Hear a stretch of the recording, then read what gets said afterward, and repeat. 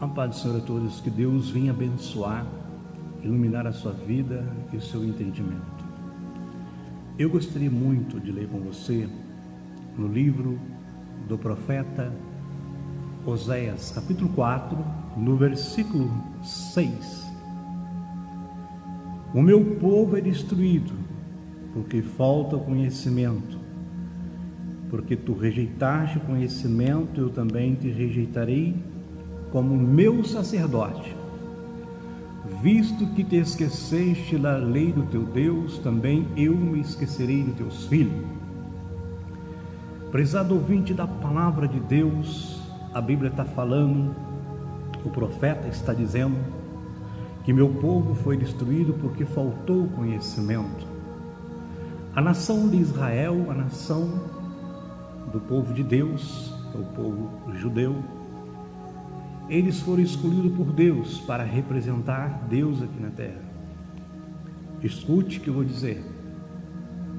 Em cada 7 anos, pela lei de Moisés, era necessário que fosse convocado uma Assembleia Geral de toda a nação para que fosse lida em público as leis de Moisés para a nação de Israel. Cada 7 anos era feito esse tipo de coisa.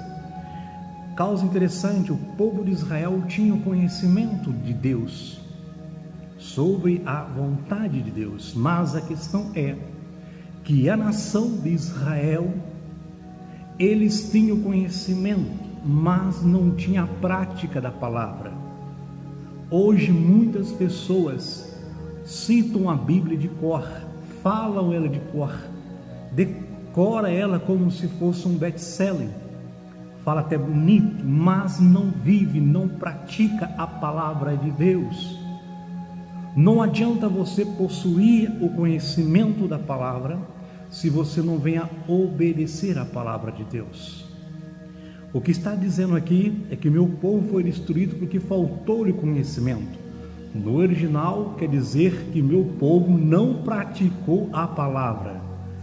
Prezado ouvinte, você tem que aprender a praticar a palavra de Deus, independente da sociedade que você vive, você tem que viver a palavra.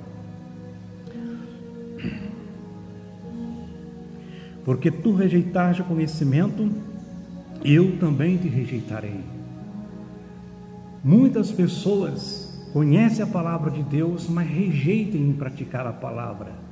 Você que é ouvinte da palavra de Deus, independente do seu tipo de credo que você serve, se você serve o Deus da Bíblia, o Deus onipotente, onipresente, onisciente, o Deus vivo, você tem que praticar a palavra. Desde o momento que você coloca a palavra de Deus em prática, saiba, porém, que teus filhos, o filho dos teus filhos, serão abençoados por Deus por causa de você. Veja que está escrito: visto que esqueceste da lei do teu Deus, também eu me esquecerei dos teus filhos. Desde o momento que você tem um compromisso de obedecer a palavra de Deus, viver a palavra de Deus e muitas vezes anunciar a palavra de Deus, Deus tem um compromisso com a sua descendência, com a sua geração. É isso que o profeta está dizendo. Porque muitas pessoas pegam a Bíblia, trecho da Bíblia, e interpretam ela erroneamente. Em Mateus capítulo 29, capítulo 22, versículo 29, está escrito: errais, por não conhecer a Escritura nem o poder de Deus. Mateus capítulo 22, versículo 29. Respondeu Jesus: errais, não conhecendo as Escrituras nem o poder de Deus. Aqui, Jesus foi interrogado. Escute bem, no versículo 23. Naquele mesmo dia vieram a ele os saduceus, que dizem não haver ressurreição, e o interrogaram. Os saduceus eram pessoas que conheciam também a Escritura Sagrada, mas tinham pontos da Bíblia, ponto da Escritura Sagrada, que eles não acreditavam. É a mesma coisa no caso. Tem pessoas dentro da igreja, muitas vezes, que não acreditam no sobrenatural, não acreditam no batismo no Espírito Santo, não acreditam em certas coisas que Deus pode fazer. Principalmente, veja bem, os saduceus não acreditavam que haveria ressurreição. Veja bem, mestre, Moisés disse a um homem morrer sem deixar seus filhos, sem deixar filhos, e seu irmão casar com a mulher, e lhe dará filho, descendência, irmão. Ora, houve entre nós 7 irmãos. O primeiro casou e morreu, e não tem nenhum filho. Deixou a sua mulher e seus irmãos. A mesma coisa aconteceu com o segundo, o terceiro até o 7º. Por fim morreu também a mulher. Portanto, na ressurreição, qual desses 7 será ela mulher? Visto que todos foram casados com ela. Porque na lei de Moisés, um homem, quando casava com uma mulher, não deixando filho, o irmão do homem, do falecido, teria que casar com a mulher para deixar sucessão através do nome. Algo interessante, que eles não acreditavam na ressurreição, não conseguiam compreender. Todas as coisas que o ser humano não consegue entender nem compreender, primeira coisa, ou ele nega a existência, ou muitas vezes ele não fala nada, ele fica neutro. Muitas pessoas dentro da igreja têm coisas que ele não acredita no sobrenatural, não acredita em milagres, muitas vezes. Tem gente, muitas vezes, não acredita no dom em falar em línguas. Algumas não acreditam em ressurreição, outras não acreditam no sobrenatural que pode haver dentro da igreja. Jesus está falando isso para eles, veja bem. Versículo 29, e respondeu-lhe Jesus: errais, não conhecendo a Escritura e nem o poder de Deus. O poder de Deus não se limita à minha capacidade de interpretação. O poder de Deus não se limita naquilo que eu acredito, porque Deus é Deus. Deus está acima de todos os homens. Ele está acima de todos. Nunca esqueça disso, que Deus age no impossível. Deus faz coisa tremenda de acordo com a vontade dele. Muitas pessoas se julgam com essa Escritura, mas não conhecem ela em totalidade, nem o poder de Deus. O poder de Deus é tremendo.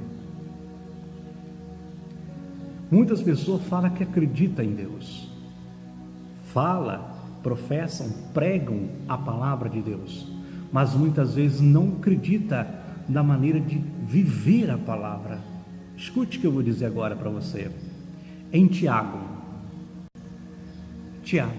capítulo 2, no versículo 19. Muitas pessoas acreditam em Deus, mas não têm fé o suficiente para viver aquela crença. Veja que Tiago fala, o apóstolo Tiago: crês tu que Deus é um só? É uma pergunta. Fazes bem, é uma exclamação. Paulo está exclamando, Tiago está exclamando isso.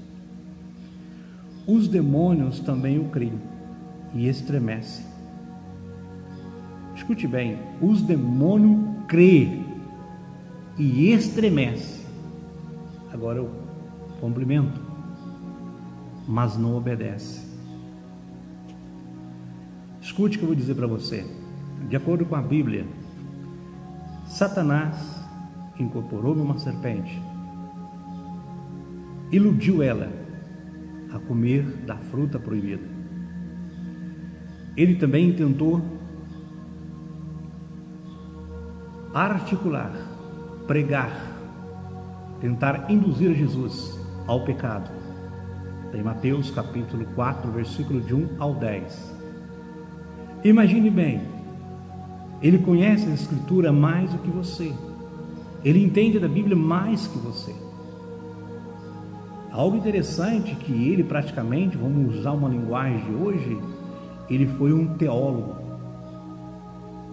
mas a sua sabedoria foi corrompida. Ele usa a sabedoria da manipulação e muitas vezes usa um trecho da Escritura Sagrada para buscar confundir as pessoas para cometer o pecado. Prezado ouvinte da palavra de Deus, escute bem, você tem que acreditar em Deus, você tem que obedecer a Deus, você tem que examinar a Bíblia Sagrada frequentemente, jamais deixar que o seu intelecto, que a sua capacidade de interpretação, a maneira que você aprendeu, venha corromper o seu entendimento. Por que eu digo para você isso? Algo que me chama tanta atenção: o homem mais sábio da Bíblia foi Salomão, e ele se corrompeu. Por quê? Já pararam para pensar por quê? É uma pergunta que às vezes eu me indago, eu pergunto para mim mesmo: por que Salomão, sendo um homem tão sábio, se corrompeu? Jeremias, ele diz: enganoso é o coração do homem, mais de qualquer coisa, quem o conhecerá? Não confie na sua própria raciocínio, não confie muitas vezes na sua própria capacidade, porque você é variável. Você pode hoje pensar de um jeito, amanhã pensar de outro, você pode interpretar hoje, interpretar amanhã de outro jeito, e muitas vezes a interpretação que você quer pode levar você a se corromper. Por isso que a Bíblia diz que ele crê, ele conhece Deus. A Bíblia mostra que Satanás, os demônios, conhece o próprio Deus. Ele conhece Deus mais do que eu e você. Não se esqueça disso. Obedeça a palavra de Deus sem questioná-la, e muitas vezes sem tentar adulterar a palavra de Deus. Porque existe uma diferença. Crer, qualquer pessoa pode crer em qualquer coisa, mas viver, existe o crente, existe o cristão. Escute bem, em Atos capítulo 11, versículo 27, diz que foram pela primeira vez os discípulos chamados de cristão. Por que cristão? Cristão, todo mundo fala: nossa, eu sou cristão. Mas o que é ser cristão?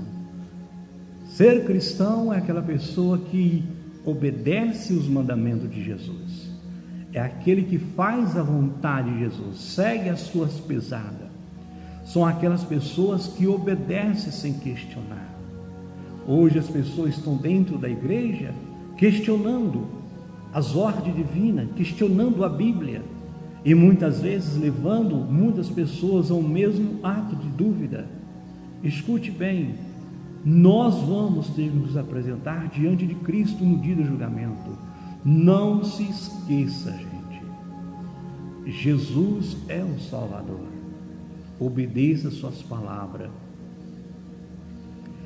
Aí você fala para mim assim: nossa, eu creio em Jesus, eu oro, Jesus cura, eu oro, Jesus liberta, eu oro, Jesus faz isso. Veja comigo em Mateus, no capítulo 7, Mateus, capítulo 7, no versículo 21 a seguir.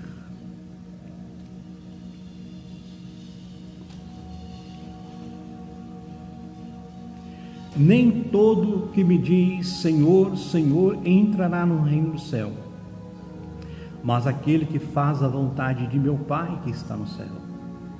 Muitos me dirão naquele dia: Senhor, Senhor, não profetizamos nós em teu nome? E em teu nome não expulsamos os demônios? E em teu nome não fizemos muitos milagres? Veja bem o que Jesus fala. Muitos dirão naquele dia: Senhor, eu profetizei no teu nome, eu expulsei demônios no teu nome, fiz milagre em teu nome.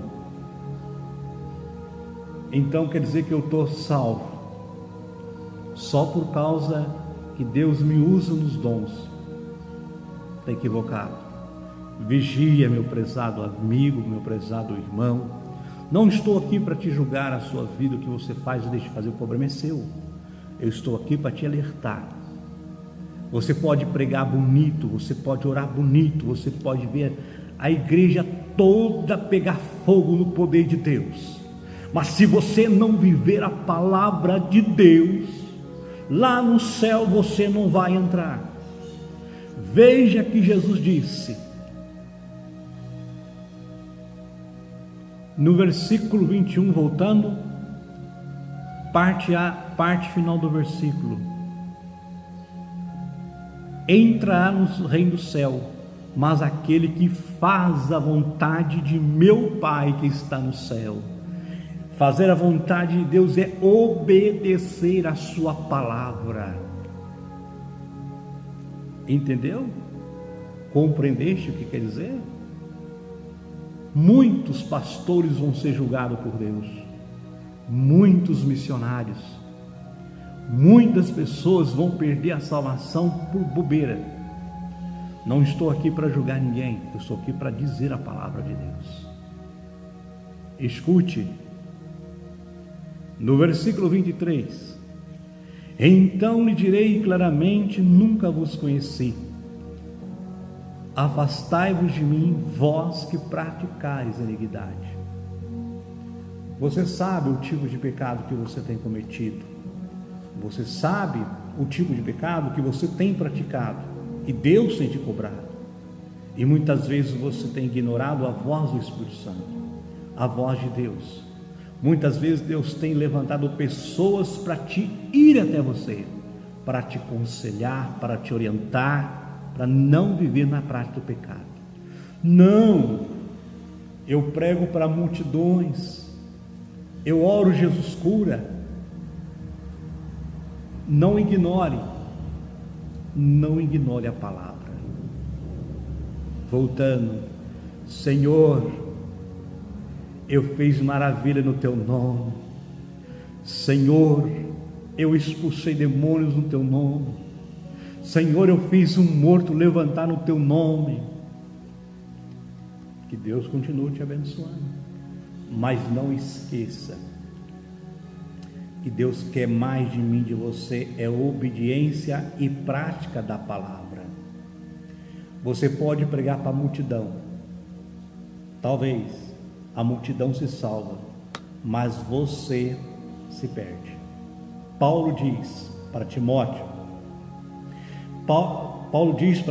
Timóteo, cuida de ti mesmo, para que você não venha pregar para outros e você mesmo venha a ser reprovado. É a palavra de Deus. Estude a palavra como um todo, não como um item isolado. O erro de muitos é isto, que lê a Bíblia isolando o trecho de toda a Bíblia Sagrada.